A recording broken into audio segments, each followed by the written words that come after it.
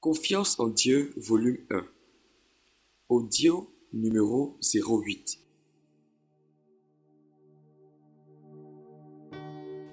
Shalom, shalom les amis.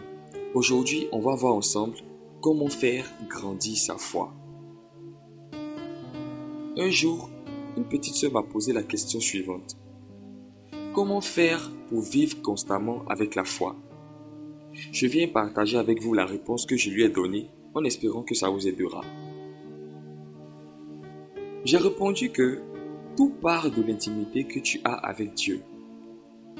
Tout part de l'intimité que tu as avec Dieu.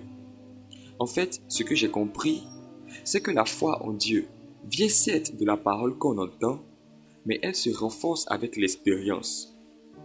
C'est-à-dire que plus tu apprends sur Dieu, plus tu le fréquentes, plus tu le découvres, plus tu en fais l'expérience, plus tu auras confiance en lui. Pourquoi?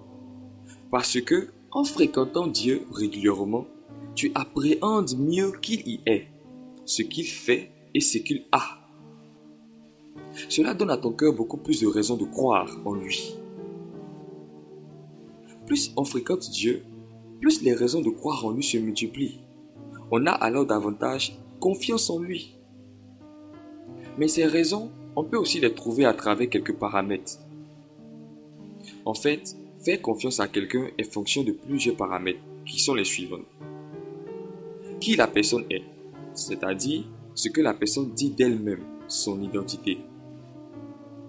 Qui cette personne est pour moi, ce que je dis d'elle et ce que cette personne représente pour moi.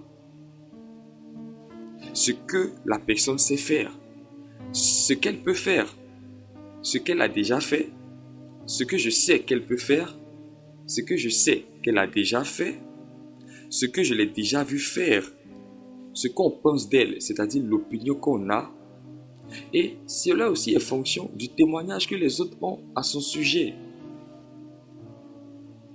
Vous voyez, ces paramètres vous aideront aussi à évaluer votre niveau de foi, de connaissance et de proximité avec Dieu. Moi, je vous invite à écrire ces paramètres sous forme de questions, d'y répondre le plus simplement possible et de conserver vos réponses. Vous pourrez les mettre à jour, les consulter de temps en temps pour raviver votre foi et votre espérance dans le Seigneur. Voici un verset que je vous propose de méditer tout au long de cette journée. Luc 1, verset 37. Car rien n'est impossible à Dieu. Car rien n'est impossible à Dieu.